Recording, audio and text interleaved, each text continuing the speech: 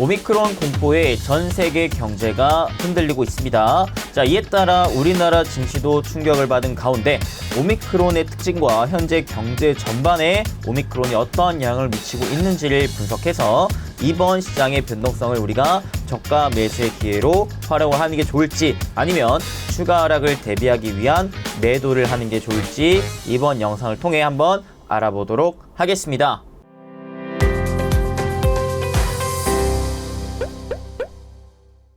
행부 반갑습니다. 우리 구독자 여러분들, 부자TV 행복 파트너 이수민 대표입니다. 자, 이번 또 한 주를 시작을 했는데요. 여러분들 일단 주말부터 많이 또 걱정하셨을 것 같습니다. 요 누 바이러스, 이제 또 이름이 만들어졌죠. 오미크론이라는 이제 코로나 또 변종 바이러스가 또 전 세계에 빠르게 또 확산을 하면서 이제 전 세계 경제에 또 직접적인 좀 타격을 좀 주었습니다. 이에 따라서 미증시도 또 큰 하락에 영향을 좀 받았고, 그리고 우리 증시도 이에 따라 사실 금요일자에 저번 주 금요일자에 선반영이 어느 정도 좀 됐긴 했지만 오늘 추가적인 좀 하락을 보여줬습니다. 그래서 주말부터 어느 정도는 좀 공포심에 좀 질려 있었던 분들이 좀 있었을 것 같은데, 그래서 오늘 이 시장의 흐름에서 아마 시작하자마자 좀 매도를 하셨던 분들도 좀 있을 거긴 해요. 그래서 일단은 좀 냉철하게 현재 이 시점에서의 이 오미크론의 좀 특징적인 부분이 어떤 부분이고, 증시에 미치는 영향은 또 어느 정도가 있고, 또 앞으로의 증시의 방향성은 어떻게 될 것 같은지, 이런 부분들을 오늘 좀 잡아드리고자 이렇게 영상을 또 준비를 했습니다. 그래서 오늘도 최대한 여러분들 끝까지 시청하시면서 요 이제 투자에 대한 방향성 전략을 좀 잡아가셨으면 좋겠습니다. 오늘도 최대한 돈이 되고 도움이 되는 영상을 좀 준비하도록 노력했으니까 본격적인 시작 앞서서 좋아요, 구독, 알림 설정 꼭꼭꼭 딱딱딱 빡빡빡 딱 한 번씩만 좀 부탁드릴게요. 이거는 돈 드는 거 아니니까요. 최소한의 시청이라고 생각하시고 딱 한 번씩만 좀 부탁드리겠습니다. 자, 그러면 일단은 제가 오랜만에 또 이 급발진에서는 이 와이아우아 순서대로 좀 진행을 해보도록 할게요. 왜 이 오미크론을 우리가 좀 봐야 할까요? 자, 첫 번째, 아무래도 이제 우리가 코로나 확산에 따라 이제 증시 및 경제에 미치는 영향이 좀 있기에 좀 봐야 되고, 특히 이제 코로나가 사실 지금이 거의 이제 5번째 명칭이 불러지게 되는 게 이제 오미크론인데, 그 전에 뭐 알파, 델타, 감마 등등등등 있었다라는 것이죠. 근데 그랬을 때 일단은 이 델타가 좀 중요했었죠. 왜 그러느냐? 자, 요거 볼게요. 이제 WHO에서 즉 국제보건기구에서 지정한 코로나 우려 변이 바이러스, 그동안에 또 어떠한 부분들이 있었느냐? 알파, 베타, 감마, 델타, 그 다음에 이번 오미크론, 이번에 5번째라고 볼 수가 있겠는데, 자, 최초 발견일과 지정일, 또 각각 또 어떠한 처음 발생된 지역인지 나타낸 표인데요. 자, 보시면 알파 같은 경우에서는 기존 바이러스의 전파력이 1.5배 좀 추정을 했었고, 그 다음에 베타는 전파력이 좀 높지만 백신 효과 감소 가능성이 좀 있다라는 부분, 그 다음에 감마는 백신 효과 감소 가능성이 있다라는 부분, 그다음에 델타가 기존 바이러스의 전파력이 무려 2.7배를 추정하는 흐름이 좀 나왔었으면서, 빠른 확산성의 이제 델타가 한번 이제 전 세계에 또 바람이 불면서 이때 또 2차 팬데믹이 또 나왔었지 않겠습니까? 그래서 확실히 이게 전파력이 강한 바이러스가 나왔을 때 또 사람들의 공포 심리가 작용이 된다라고 볼 수가 있었는데, 이번에 오미크론 같은 경우에는 무려 유전자 변이가 델타 대비 2배인 32개를 보유하고 있다라고 합니다. 그러면서 어떤 움직임까지 나와주고 있느냐? 자, 기사를 봤을 때 델타보다 500% 센 놈이라고 합니다. 뭐예요? 야, 이렇게까지 강하다? 어떠한 게 강하냐? 봅시다. 자, 이 돌연변이의 특징은 전염성이 강하다라는 것이고, 새 변이가 기존의 면역 보호를 회피할 수 있음을 강력하게 시사한다 라고 하면서, 미국이 5차 대유행을 겪고 있느냐를 질문에 확실히 그럴 가능성이 좀 있다라는 얘기를 합니다. 자, 보시면 오미크론 같은 경우에서는 스파이크 단백질의 유전자 변이가 무려 32개를 좀 보유를 하고 있고요. 자, 그렇기 때문에 오죽하면 어떤 말까지 나오느냐? 오미크론이 델타보다 500%까지 감염력이 높다라는 식으로 좀 얘기를 합니다. 자, 그래서 보시면 이 남아공 데이터를 분석한 결과 델타 변이가 전체 확진자의 대다수를 차지하는 우세 변이가 되기까지는 100일이 걸렸지만 오미크론 약 20일밖에 걸리지 않았다라고 얘기를 하죠. 그래서 베타 대비 델타가 굉장히 빠른 속도의 전파력이 있었는데 오미크론은 그보다 더 빠른 속도로 지금 전파가 되고 있다라는 부분이 아무래도 전 세계적으로 지금 주목을 하고 있는 부분이 아닐까 싶습니다. 그래서 사실 이 코로나라는 걸 봤을 때 결국 코로나는 이제 전염병인데 전염병이 무서운 거는 첫 번째 얼마나 빠른 확산력이 있는가, 그 다음에 확산력으로 인한 어느 정도 큰 치사율이 있는가가 좀 중요합니다. 확산력은 아무래도 그 질병에 걸리는 확률이 굉장히 좀 빠를 수가 있다라는 부분인 거고, 치사율은 그 병에 걸렸을 때 죽는 확률이 얼마나 되느냐가 이제 문제가 되게 되는데, 코로나가 처음 나왔을 때 코로나가 다른 전염병에 비해서 우리 전 세계의 경제에 큰 악영향을 줬던 이유 자체도 역시나 확산력이 있었죠. 아무래도 빠른 속도로 퍼지다 보니까 이 퍼지는 속도가 장난이 아니다. 그렇기 때문에 각국에서 이제 셧다운을 하면서 경제 봉쇄를 하면서 이제 전 세계적인 경제에 좀 큰 타격을 줬었는데, 점점 그러다가 이제 사람들의 인식이 어떻게 됐어요?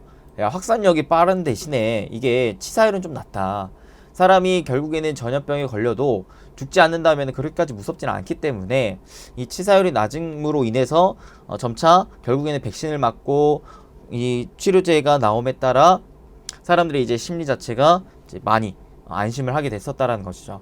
그러면서 이제 점차 이제 위드 코로나로 향해 가는 흐름이 좀 놓여졌었는데, 이게 계속해서 코로나가 끝나는 게 아니라 자꾸 변이 바이러스가 나오고 변이 바이러스가 나오면서 그 점점 변이가 되는 과정에서 이 확산력이 점차 높아지고 있다라는 부분인 거죠. 그래서 야, 이게 정말 코로나라는 결국에는 우리의 인생에 있어서 끝나는 게 아닌가, 계속 짊어지고 가야 되는 부분인 건가 라는 이제 좀 민심이 슬슬 나오고 있다라는 부분 우리가 좀 체크를 해야겠습니다. 근데요, 결국에는 경제에 큰 악영향을 미치려면 이번 오미크론 역시 뭐가 중요할 것 같느냐, 일단은 확산력도 확산력이겠지만 결국에는 치사율을 봐야 될 것 같다라고 우리가 좀 생각을 해봐야 될 것 같아요. 무슨 말이에요?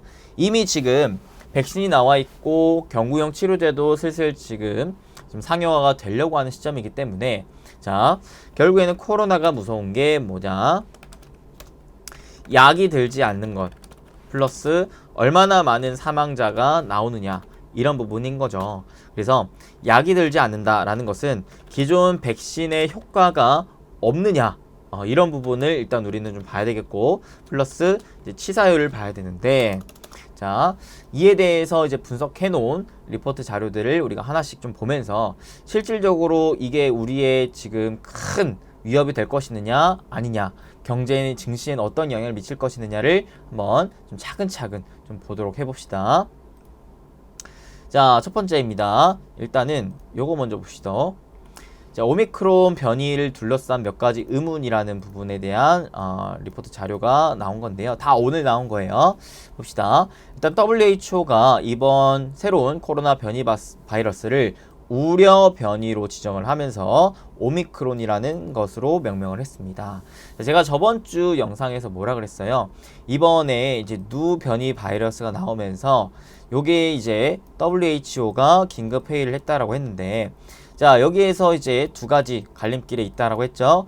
과연 그냥 관심을 가지면서 끝낼 것이느냐, 아니면 우려 바이러스로 지정을 하면서 많은 전 세계적인 국가들의 영향을 미칠 것이느냐를 일단 좀 체크를 해야 된다. 관심으로 끝난다라고 했을 때는 증시는 영향을 주지는 않을 것이고, 만약에 우려로 나온다라고 했을 때는 증시에 단기적인 영향을 좀 줄 수는 있겠다. 다만 결국 지금 코로나 전체적인 흐름으로 봤을 때 증시에 큰 영향을 주기보다는 좀 단기 조정에 영향을 좀 줄 가능성이 높다라고 얘기를 했었는데요. 자, 그러면 하나씩 또 봅시다. 일단은 우려로 나왔기 때문에 증시에 단기적인 좀 영향을 준 것은 맞아요. 자, 그러면 봅시다. 다른 이제 좀 바이러스에 비해서 전파 속도가 빠르고 재감염률이 높을 것으로 좀 우려가 되고 있다. 또한 전파력이나 치명률은 수주 이내에 정확히 판단할 수 있을 것으로 예상이 되고 있다. 아직까지는 좀 데이터 값이 많지가 않기 때문에 한 1, 2주 정도 뒤에 실질적인 이 오미크론이라는 바이러스의 좀 실질적인 특징, 전파력은 어느 정도가 되고 치사율은 얼마 정도가 되는지에 대한 데이터 값이 좀 나온다라고 해요. 그리고 봅시다.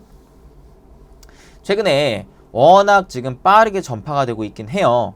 어느 지역을 중심으로? 남아공을 중심으로. 근데 이게 지금 이 변이 바이러스의 실질적인 특징 때문인 건지 아니면 남아공이 워낙 백신 접종률이 낮으니까 이게 빠르게 확산이 된 것인지는 아직 불확실하다고 합니다. 오케이? 왜냐?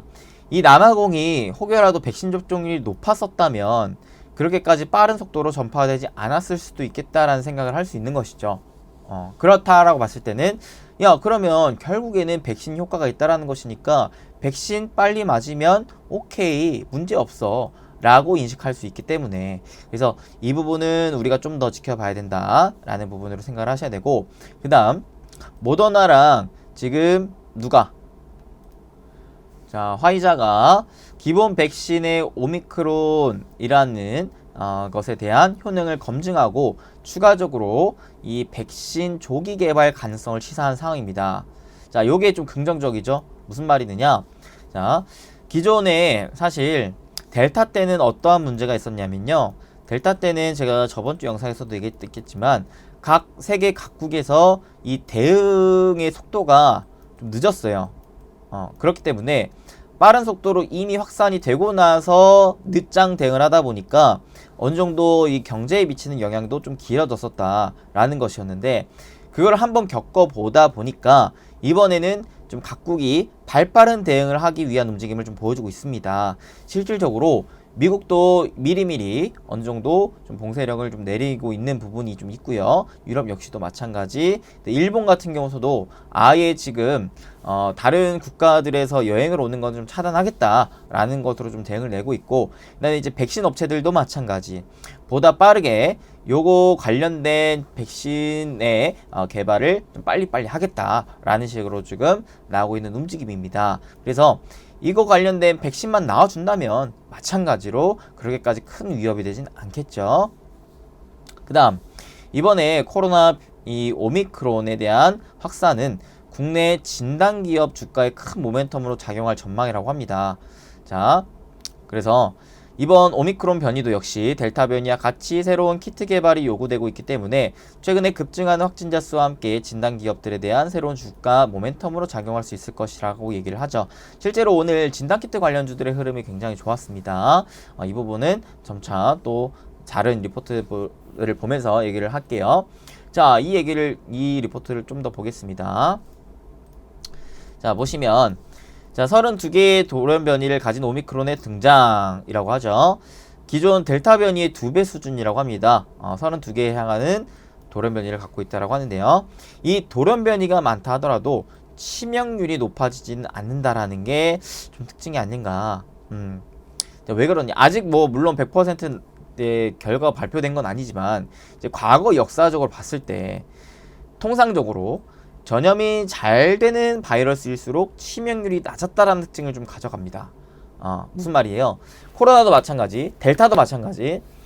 이 걸릴 만한 확률은 높아도, 그러니까 확산률은 굉장히 높아도 반대로 이 병에 걸려도 죽지 않을 확률, 즉 치명률은 낮았다라는 게 특징이라는 거였어요.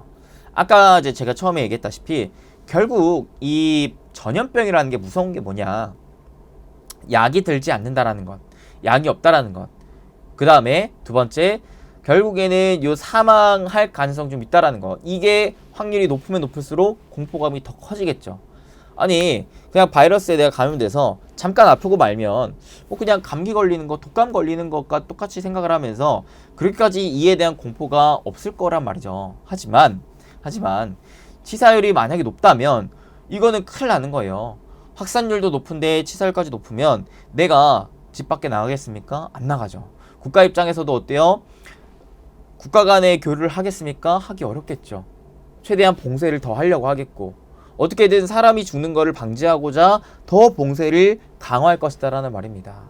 그래서 요 치사율이 높으냐 낮으냐가 중요한데, 통상적으로 봤을 때 확산율이 높을수록 치명률이 낮았다라는 공통적인 특징을 갖고 있다 보니까 이번에도 그렇지 않을까라는 좀 가능성을 좀 시사하고 있다. 실제로 이번에 남아공 의사가 증상은 특이하긴 하지만 경미하다. 그 실질적으로 걸렸을 때의 아픈 것들이 경미하다라는 것으로 좀 밝힌 바가 있기 때문에 이 기존 코로나 확진자의 증상인 미각이나 후각 상실의 경험한 환자는 아직까지 없었으며 극심한 피로감 정도를 호소할 정도였다라는 것으로 좀 볼 수가 있겠죠. 자, 이러면 이런 부분들이 좀 더 데이터 값으로 쌓인다고 했을 때는 사람들이 과연 오미크론의 공포감을 느낄까요? 아니요.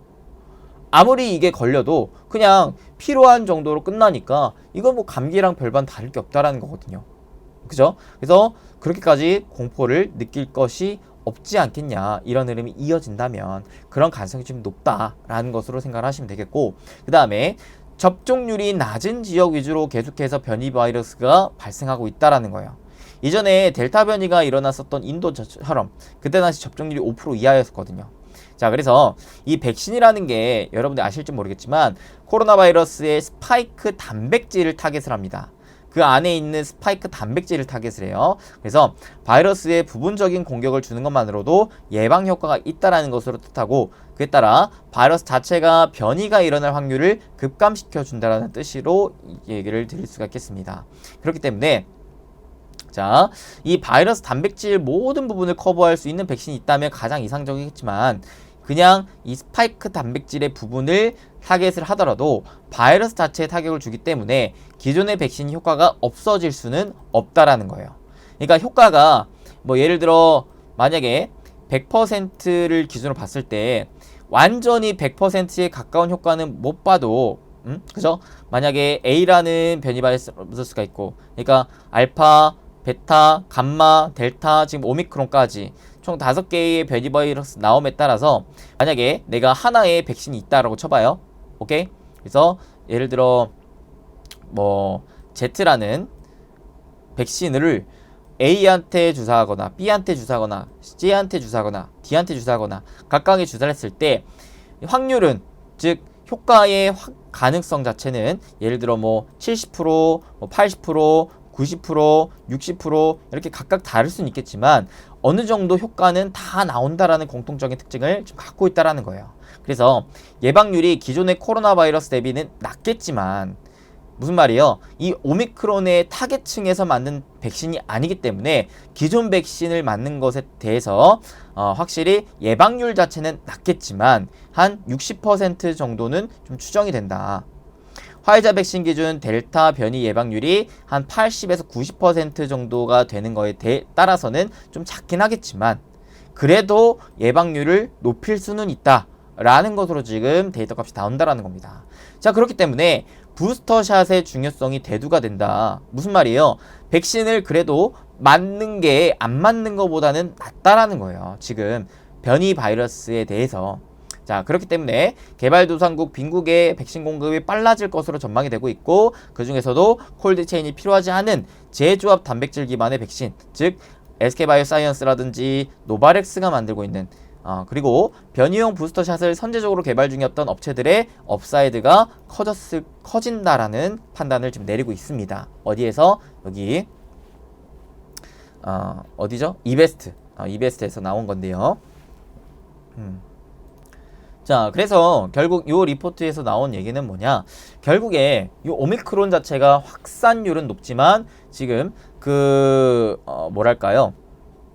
증상 자체가 다른 변이 바이러스 때보다는 좀 경미했고, 또한 확산율이 높았을 때의 특징이 이 사망률, 즉 치사율이 낮았다라는 것으로 우리가 좀 볼 수가 있었기 때문에 그렇게까지 공포감이 크진 않겠다라는 것으로 일단 생각을 할 수가 있겠고, 그 다음에 확실히 백신 접종률이 좀 더 가속화될 수가 있겠다. 특히 부스터샷에 대한 중요성이 좀 더 부각이 될 수가 있겠다. 그렇게 된다면 이제 백신 관련주들의 흐름이 다시 한번 좀 좋아질 수 있을 만한 흐름이 좀 놓여지지 않을까라는 것으로 생각을 해볼 수가 있다라는 부분입니다. 자, 뭐라 그러느냐? 여기서 보시면 일단은 지금 WHO가 오미크론 변이를 우려 변이로 지정했고, 요런 백신 기업 주가 상승, 감염력, 치명률, 백신 효과 등은 2주 내에 남아공 연구팀으로부터 분석한 뒤 공개될 예정이라고 합니다. 그래서 2주 안에 요 이제 데이터를 보고 우리가 좀 더 지켜봐야 될 것 같고요. 그 다음에 시장의 우려는 요 30개 이상 단백질 변화로 기존 백신 효과가 저하될지 않을까라는 가능성, 면역 회피와 관련된 알파 델타 변이 상당 부분 포함, T세포 면역 회피 가능성 포착한 점, 그리고 남아공 변종 사례가 급격히 증가했으며 11월 확진자 샘플 분석 후 모든 샘플에서 해당 변이가 발견됐다라는 점, 이런 부분들을 이제 좀 우려를 하고 있다. 근데 아까도 얘기했다시피 변이가 나타난 것이기 때문에, 일부 부분에서 변이가 나타난 것이기 때문에 기존 백신의 효과가 없는 것은 불가능하다. 효과가 좀 덜 할 수는 있어도 아예 제로인 것은 불가능하다라는 거예요. 불가능하다. 그래서 결국에는 기존 백신의 변이 효과 확인 중에 있으면서 이 오미크론 변이 백신 개발 전략까지도 좀 공유를 하고 있고, 모더나 같은 경우에서는 구체적으로 좀 전략 공개를 하면서 올 초부터 4개의 변이 백신 개발하고 있는 상황이다라는 것으로 일단 체크를 하시면 될 것 같습니다. 자, 그래서 계속해서 공통적으로 나오는 게, 일단은 이 오미크론 자체가 막 그렇게까지 큰 공포 심리를 불러일으킬 만한 변이 바이러스는 좀 아니지 않을까, 좀 제한적인 부분이 좀 있겠다라는 생각을 좀 하는 것이고, 여기에 이어서 이제 진단키트라든가 그 다음에 백신에 대한 수요가 다시 한번 좀 늘어날 수가 있겠다라는 부분을 우린 좀 생각을 해볼 필요가 있을 것 같아요. 오케이, 자, 정리를 좀 합시다. 그 다음에 이제 이슈를 조금 더 보자면, 우리나라 같은 경우에는 어떠한 좀 움직임을 보여줬느냐, 단계적인 일상회복을 되돌려서 과거로 후퇴할 수는 없다. 이 말이 무엇이에요? 결국에 우리나라 같은 경우에서는 위드 코로나를 유지하되 뭘 하느냐, 지금 일단은 2단계 전환, 그러니까 위드 코로나 2단계 전환에 대해서는 좀 유보하겠다. 그 대신에 이제 위드 코로나 격상 움직임은 조금 이제 지연되고, 거리두기로의 전환은 하지 않겠다라는 식으로 얘기를 합니다. 그지만 이 방역당국뿐만 아니라 모든 부처가 합심해서 지금의 고비를 극복하고 안전한 일상회복의 길로 나아가도록 최선을 다해달라라는 식으로 좀 요청을 하죠. 근데 일본 같은 경우서는 이제 모든 외국인을 입국을 금지를 한다라고 하고 있고요. 그 다음에 북미에도 확진자가 좀 나왔다라고 합니다. 캐나다에서 감염자 2명을 확인했다라고 하는데, 워낙 확산율이 빠른 강한 이 오미크론 변이기 때문에 2명 확진 이후로 끝나지는 않겠다라는 생각은 좀 가질 수가 있을 것 같아요. 그래서 이 미국에서의 움직임을 우린 또 봐야 될 것 같고요. 미국이 과연 봉쇄를 할 것이느냐 말 것이느냐 또 봐야 되고요. 그 다음에 지금 이 모더나 같은 경우에는 내년 초에 이 오미크론에 맞설 백신을 대량 생산 가능하다라는 얘기까지도 나오고 있습니다. 자, 그래서 이제 과거 코로나 확산세 때랑 전 세계의 이제 사람들의 이 우려감, 공포감이 어느 정도에 지금 달하고 있느냐를 한번 보자면, 대표적으로 이제 VIS 지수 제가 항상 강조를 드리는데, 요게 이제 변동성 지수이자 공포 지수라고 생각을 하시면 돼요. 요때가 이제 작년 3월 코로나 전 세계 처음 1차 확산될 때가 여기까지 올라갔었던 포인트였고, 그 다음에 이제 델타 확산 때는 요 정도 수준이었어요. 1차 확산 때 비해서는 현저히 줄어들었던 모습이 좀 연출이 됐었죠. 그런 다음에 최근 오미크론 때는 요 정도 수준으로 지금 올라온 상황인데, 어때요? 과거 델타 확산 때 비해서도 아직 현저히 낮은 수치다라고 좀 볼 수는 있겠죠. 즉, 사람들의 공포 심리 자체가 코로나에 이제 한두 번, 세 번, 네 번 맞다 보니까, 야, 이 코로나라는 게 사실 그렇게까지 무서운 게 아닌 것 같은데? 라는 이제 심리가 작용이 되는 거죠. 그러면서 어차피 지금 백신 나왔고 치료제 나왔으니까 뭐 시간이 해결해 주겠지 라는 안도 심리로 좀 작용이 되고 있다. 그래서 사실 요 위험지수, 공포지수가 올라갔을 때 가장 이제 우려가 되는 게 뭐냐면, 사람들이 위험 자산에 투자를 해놨던 것들을 안전자산으로 확 빼는 게 우리는 걱정해야 될 상황이에요. 왜? 그렇게 된다면 대표적인 위험 자산인 이 증시가 단기간에 크게 무너질 수도 있기 때문에 그렇습니다. 실제로 이때 당시에 작년 3월 같은 경우 그런 흐름으로 인한 국내 증시의 폭락이 나왔었기 때문에 그런데요. 자, 그러면 우리가 한번 보시죠. 실질적으로 그런 위험자산에서의 위험자산, 안전자산으로의 움직임들이 좀 나오고 있느냐를 한번 볼게요. 그런 움직임을 봐야 됐을 때 대표적으로 봐야 될 게 있죠. 일단 첫 번째 대표적인 안전자산인 금입니다. 금. 자, 금의 수요가 늘어나면은 금 선물 가격이 올라가겠죠. 오케이? 근데 어때요? 자, 금 값이 최근에 가파르게 올라가는 모습이 나와주지를 않고 있어요. 그래서 아직까지는 사람들이 안전자산으로의 심리가 그렇게까지 크게 작용되지 않구나 라는 것을 생각을 하고 있을 수가 있고, 두 번째 환율입니다. 자, 아무래도 이 환율이 오른다라는 것은 그만큼 달러의 강세가 나온다라는 것이고, 달러의 강세가 나온다라는 것은 그만큼 전 세계적으로 달러의 수요가 늘어난다라는 것이기 때문에, 달러는 뭐예요? 전 세계 결국에는 1위 화폐잖아요. 자, 위험자산에서 안전자산을 챙길 때 결국 현금화를 하게 된다라는 것으로 우리가 1차적으로 생각을 할 수가 있기 때문에, 대표적인 현금인 달러의 수요가 늘어남에 따라 달러가 강세가 되고, 그러면은 자연스럽게 환율이 올라가게 되는데, 환율이 올라가고 있어요? 아니에요. 그런 움직임이 제한되고 있습니다. 그러다 보니까 어때요? 우리는 생각을 해야 할 게, 자, 결국엔 이 오미크론 이 바이러스로 인해서 지금 이 전 세계 경제, 증시에 미치는 영향이 아직까지 제한적이다라고 볼 수가 있을 것 같습니다. 왜? 안전자산 심리가 나오질 않고 있어요. 그리고 이 위험, 즉 공포 심리도 현저히 아직까지는 그렇게까지 크지 않다라는 것으로 생각을 할 수가 있기 때문에 아직까지는 쫄 필요가 없겠는데 라는 생각을 가질 수가 있는 것이죠. 오케이, 이해가 돼요. 그리고 결국에는 우리나라가 중요해요. 제가 저번 주에도 얘기했다시피 지금 코로나가 이슈화가 되고 있는데, 뭐가 이슈화가 되고 있느냐? 일단 1차적으로 국내 코로나 확진자 증가가 이슈화가 되고 있고, 두 번째 전 세계 이 오미크론, 그때 당시 누바였었죠. 오미크론 확산세가 나오는 게 이제 우리가 봐야 될 포인트였다. 자, 근데 국내 코로나 확진자 증가가 되는 것에 대해서 우리 증시가 크게 만약에 단기적으로 무너지려면 어떠한 현상까지 이끌어져야 되느냐? 바로 위드 코로나에서 다시 거리두기로 전환이 되면서 경제 봉쇄를 했을 때는 우리나라 증시에 큰 영향을 주겠지만, 어때요? 오늘 발표된 게, 제가 그래서 오늘 이게 발표되는 게 중요하다고 그랬죠? 대통령이 뭐라고 합니까?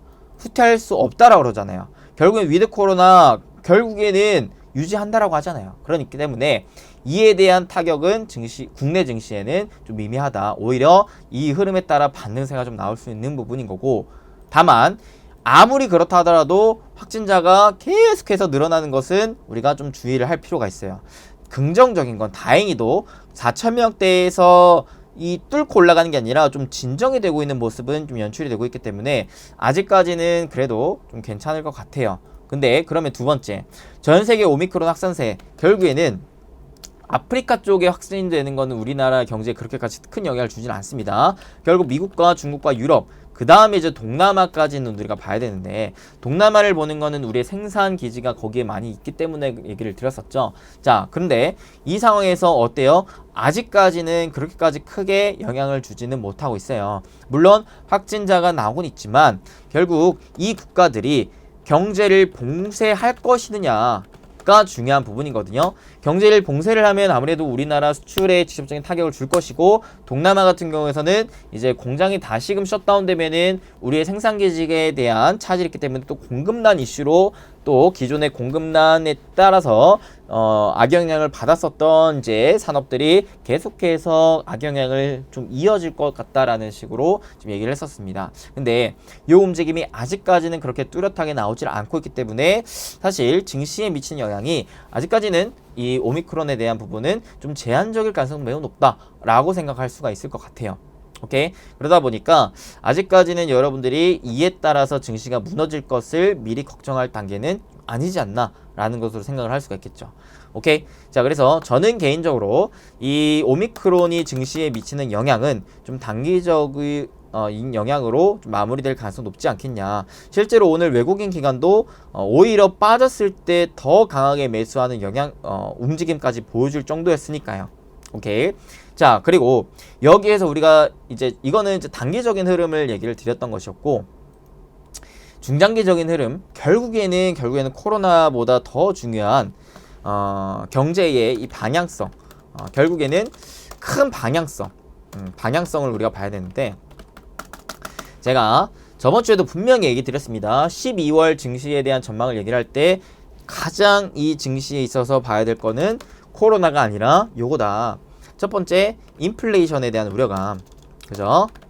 그 다음에 두 번째는 이 인플레이션에 대한 우려감에 의해서 나오는 유동성 긴축에 대한 우려감, 즉 금리 인상 시기가 앞당겨지지 않을까에 대한 우려감.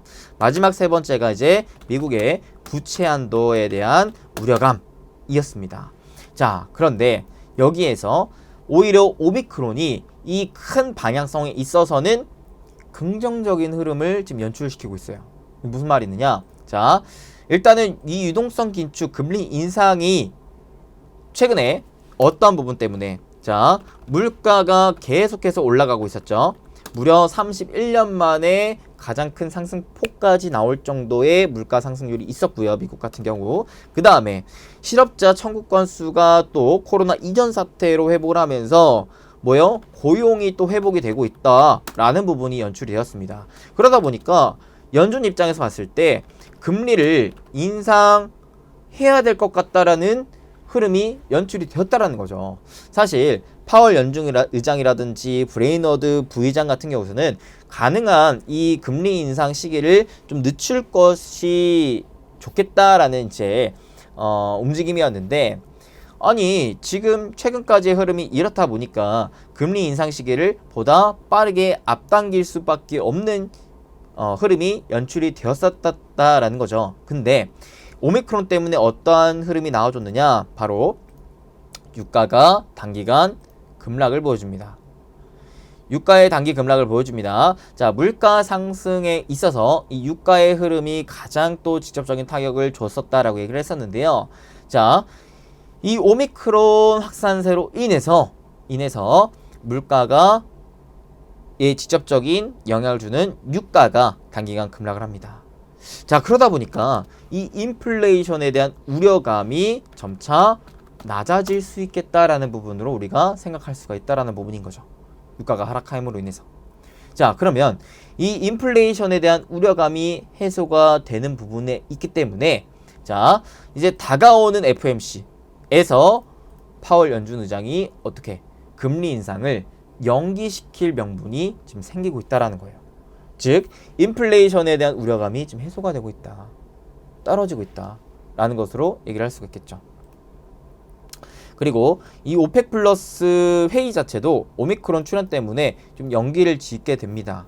아무래도 이 회의에서 증산에 대한 부분을 더 하지 않을 것 같다라는 우려감이 작용을 했었는데, 이 부분이 연기가 된다라는 것은 이제 유가에 대한 방향성도 어느 정도 단기적으로는 올라가기보다는 좀 진정이 될 가능성이 좀 높겠다라는 것으로 좀 생각할 필요가 있지 않을까 싶어요. 그리고 자, 또 보셔야 될 게 이거예요. 자, 이번에 이제 연말을 앞둔 블랙 프라이데이에서 생각보다 부진했다라고 합니다. 소비 자체가 생각보다 부진했대요. 온라인 매출이 총 89억 달러로 지난해 90억 달러보다 1억 달러 줄었다라고 합니다. 그래서 블랙 프라이데이 온라인 쇼핑몰 총액이 사상 첫 감소세를 보였다라고 하는데요.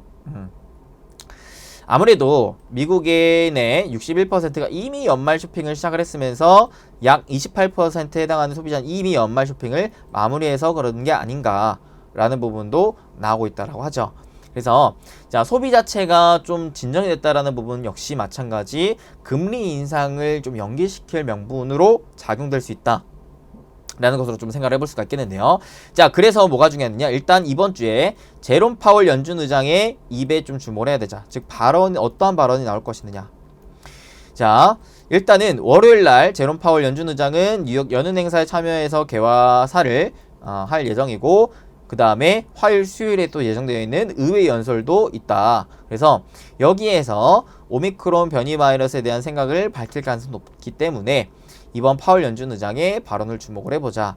여기에서 아무래도 금리 인상에 대해서 연기할 것 같다라는 좀 가능성이 보인다. 이렇게 된다면 시장의 좀 중기적인 방향성은 충분히 좋아질 수 있겠다라는 것으로 생각해 볼 수 있겠죠. 오케이. 여기에 플러스 알파.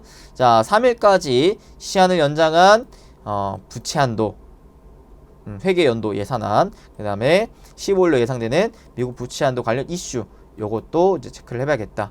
왜? 아무래도 인플레이션 우려감이 해소가 됐기 때문에 시장의 관심은 이제 2번, 3번으로 넘어갈 것이기 때문에. 근데 이 1번으로 인해서 2번에 대한 우려감이 점차 해소가 될 가능성이 높겠고, 그렇게 된다면 실질적으로 금리 인상의 시기를 늦춘다면은 증시는 보다 또 좋아질 수가 있겠다.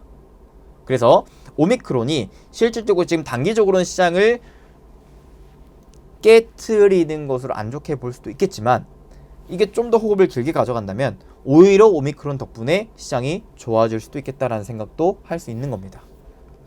자, 이것에 대해서는 사실 100% 장담은 할 수는 없어요.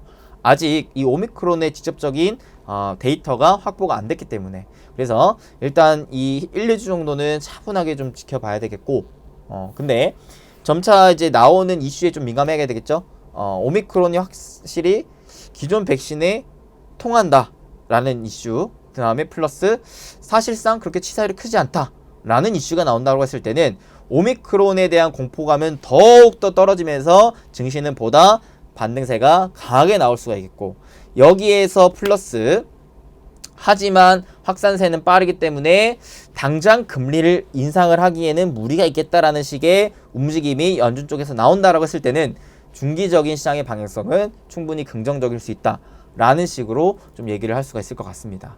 그래서 사실상 저는 생각을 하는 게 오히려 이런 단기적인 변동성을 활용해서 저가 매수의 기회로 삼아보면 좋은 움직임을 좀 기대해 볼 수 있지 않을까 라는 식으로 좀 얘기를 하겠는데, 근데 한 가지 이 오미크론에 대한 백신 뭐예요?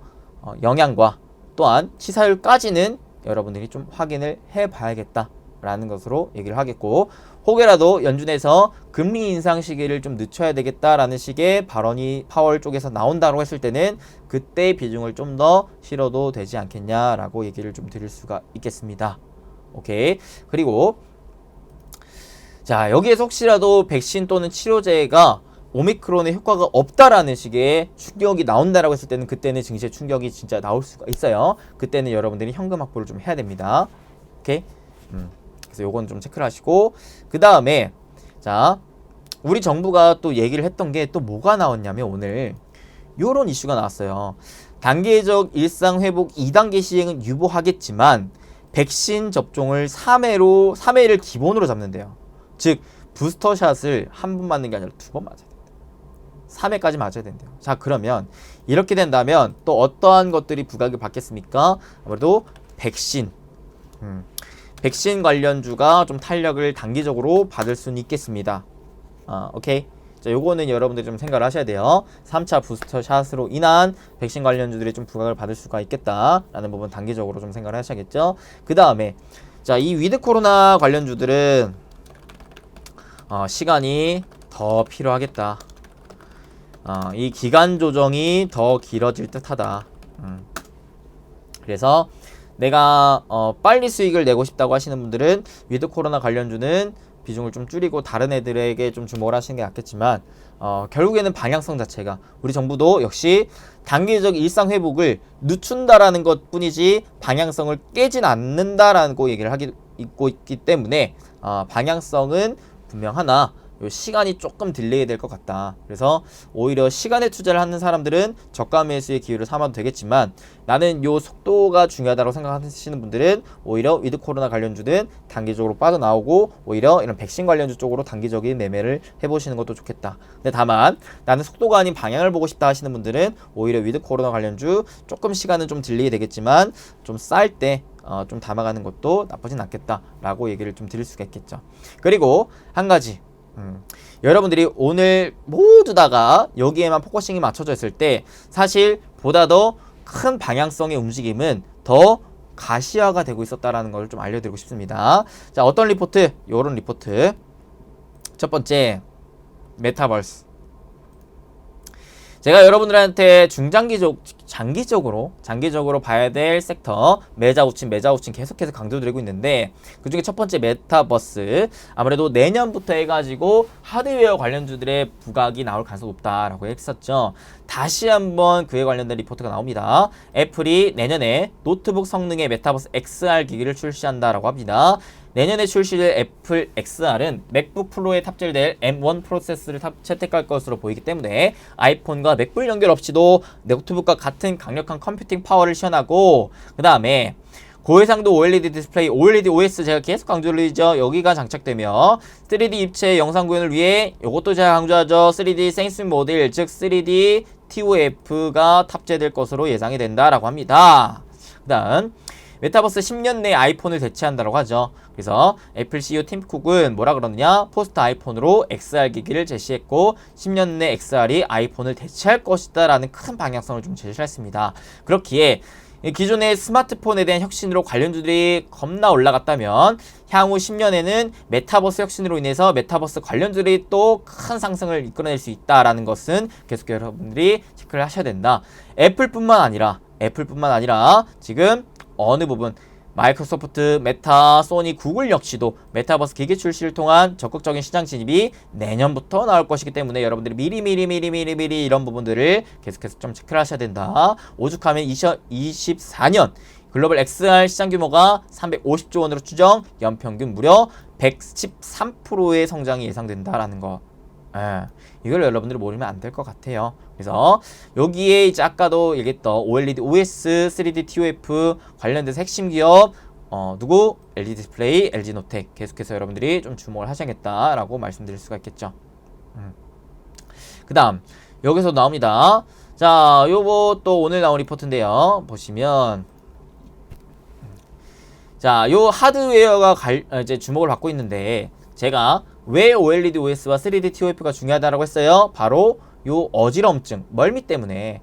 그래서 요거를 해소하기 위해서 뭐가 중요하느냐? 바로 요 해상도를 높여야 되는데, 해상도를 높이기 위해서 OLED OS라는 기술력이 지금 부각을 받고 있다. 왜? 얘가 지금 픽셀 자체가 5000까지도 높아질 수가 있기 때문에 이 어지럼증을 불편하기 위해서는 3000까지 수준이 요구가 되는데 LCD로는 1000까지가 한계고 OLED OS를 쓰면 5000까지도 성능을 높일 수가 있다 라고 얘기를 하는 겁니다. 자, 그래서 LG 디스플레이가 메타버스 시대에서 이 XR 기기 판매 증가가 가속화될수록 디스플레이 선두인 LG 디스플레이의 밸류에이션 플러스 요인이 더 부각이 될 것으로 기대가 된다라고 얘기를 합니다. 오케이. 그 다음 요거 여러분들 저번 주에도 한번 강조를 했겠지만 다시 한번 강조를 합니다. 뭐예요? 제 1차 수주경제 이행 기본 계획이 발표됐다. 명확해지는 중장기 성장 방향입니다. 여러분 속도가 아닌 방향을 중요시한다면 점점 더 명확해지는 요 방향에 주목을 해야 된다. 그래서 자, 제4차 수주경제위원회를 개최해서 제1차 수주경제 이행 기본 계획을 발표를 했기 때문에 국내 수소 산업 성장에 대한 방향이 제시가 됐다라는 부분인데요. 자, 여기서 뭐라 그러느냐, 국무총리가 수소가 탄소 중립의 가장 강력한 수단으로 2050년 단일 에너지원으로서 전체 에너지 소비의 무려 3분의 1을 차지하는 최대 에너지원으로 될 것이다라고 강조를 했다라고 합니다. 오케이. 그렇기 때문에 인프라 확충, 규제 및 제도 개선, 국내 기업의 해외 청정 수소 개발 진출 지원한다라고 하죠. 지원한다. 그러니까 여러분들 수소 관련주 지금 당장에 단기적으로 재미가 없더라도 중장기적인 방향성을 보시면서 계속해서 좀 주목을 할 필요가 있겠다라고 얘기를 좀 드리고 싶습니다. 수소 수요가 현재 22만 톤에서 30년도 390만 톤, 2050년 2790만 톤으로 현 수준 대비 100배 이상 증가를 하고요. 그 다음에 최종 에너지 소비에서 33%를 가장 높은 비중을 차지하게 된다는 점, 국내 수소 사업의 성장 여력이 충분하다. 장기적인 투자 시각을 바탕으로 글로벌 시장에서 의미 있는 수소 기업으로 성장할 수 있는 기업을 선별해야 되는 시점이다 라고 얘기가 나옵니다. 그래서 제가 최근에 해드렸었던 부자TV 내에 여러분들 어떤 영상 수소 강의 아직 못 보신 분들 있으면 한 번씩 좀 보세요. 제가 이제 이거 10배 오를 주식 수소 대장주 탑3 요것도 강의했었고, 그 전에도 수소가 미래다 싸게 사야 할 수소차 대장주 요거 강의도 해드렸습니다. 그 전에도 수소가 미래다 계속해서 수소 계속 주목을 하고 강조를 해드리고 있는 만큼 여러분들 좀 체크를 하시고요. 메타버스 역시도 기존의 영상들에서 강의를 했으니까 놓치신 분들 없게끔 잘 확인해 주시고 보시면 좋을 것 같습니다. 자, 제가 드리고 싶은 말은요, 이 메타버스 수소에 대해서 강조를 했는데, 이게 코로나 때문에 더 부각될 가능성이 높아요. 왜냐면 코로나가 뭐예요? 전염병이잖아, 전염병. 그리고 코로나 때문에 언택트에 대한 수요 갈증이 더 심해지고 있어요. 그 언택트에 대한 갈증의 해소를 시켜줄 수 있을 만한 대표적인 산업이 메타버스고, 그 다음에 코로나가 왜 나왔느냐 근본적인 이유를 찾아 간다면 결국에는 지구온난화, 이 친환경에 대한 이슈가 더 부각이 될 수가 있기 때문에 수소 더 가속화될 가능성이 높습니다. 그래서 방향성을 분명히 좀 잡으시면 좋을 것 같고요. 꼭 드리고 싶은 말이, 이렇게 단기적인 불확실성으로 인한 변동성이 큰 시장에서는 여러분들 뭘 해야 되느냐, 이 파도 타기를 하면 안 돼요. 자, 불확실성이 굉장히 커서 시장의 변동성이 막 이래요.